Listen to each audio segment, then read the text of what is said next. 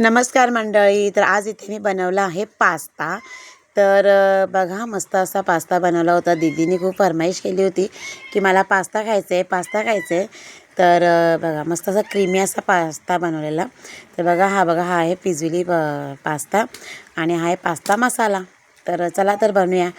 तर पास्ता करण्यासाठी इथे मी घेतलं होतं कांदे, मक्का, शिमला मिरची आणि हे घेतले होते मी टोमॅटो. सकाळपासून पाऊस खूपच होता. तर बघा टोमॅटो मी पावसाळ्या पाण्यात धुतले. तर आपल्याला पास्ता मस्तपैकी असा मी उकळून घेतलेला आहे इथे आणि मी ते खूप शिजू देणार आहे. कारण की लहान मुलं कसं पास्ता चावत नाही तो आणि आवडीची वस्तू ते असंच गिळतात मॅगी वगैरे, म्हणून मी जास्त शिजू देणार आहे क्रीमी स्टाईल.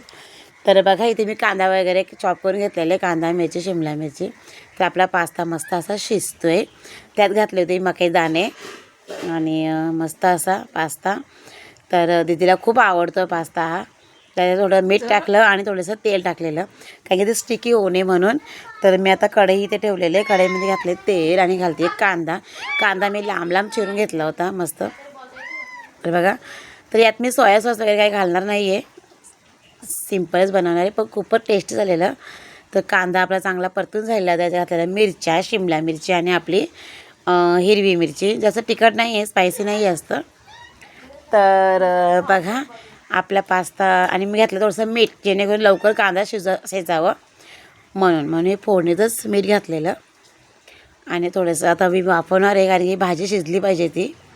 तर बघा मस्त असं आपलं कांदा वगैरे शिजून होतं आहे. आणि मी थोडं पाणी पण ठेवलेलं पास्तामध्ये, म्हणजे कारण की ते थंड झाल्यावर ते घट्ट होतं. आता घालते टोमॅटो आणि चांगला परतून घेते.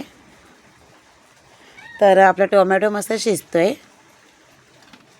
मीठ अतिशय कमी घातलेलं आहे कारण की ऑलरेडी पास्ता बॉईल करता त्याच्यामध्ये मीठ आणि थोडंसं तेल घातलेलं आणि मसाल्यामध्ये पण मीठ असतं आणि म्हणून थोडंसं घातलं याच्यामध्ये. आता आपला कांदा मस्त असा परतून घेते मी आणि चांगला शिजू द्यायचं आहे कारण की नंतर पाहिजे आपण मसाला टाकून मिक्स करणार आहोत. तर बघा आपलं हे मस्त असं बघते मी शिजले का, मिरची पण नव्हतं शिजलेलं. तर चांगला परतून घेते. स्टीलची कढई असल्या का नाही पटापट करपत होतं, त्याच्यामध्ये पटापट केलं. आता याच्यामध्ये घातलेला आहे मसाला, पास्ता मसाला सेम मॅगीसारखाच असतो. तुम्ही याच्यामध्ये गाजर आणि मटर दाणे पण घालू शकता. माझ्याकडे नव्हतं म्हणून मी नव्हतं घातलं. तर बघा, पण मक्यामुळे बेस्ट टेस्ट येते, एकदम अशी चीजसारखीच. तर बघा मसाला टाकून मी परतून घेतलेला आहे मस्त. आता घालते आपला पास्ता शिजून घेतलेला.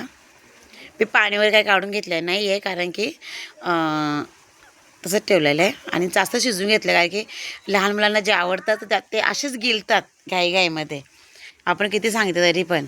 म्हणून मी जास्त शिजू दिलेलं आहे आणि खूप छान मस्त सुगंध येतो, वास मस्त. तर बघा थोडं वेळ तर परतून देणार आहे चांगलं असं. तर कोथिंबीर घालायची, थोडीशी कोथिंबीर नव्हती म्हणून मी नाही घातलेली. तर बघा आपला रेडी झालेला आहे मस्त असा पास्ता क्रीमी स्टाईल. जणू काय याच्यामध्ये चीजच टाकलं होतं. सेम फ्लेवर सेम मक्यामुळे तर चार चांद लागले होते. खूप टेस्टी. पावसाची धारा, या गरम गरम पास्ता खायला.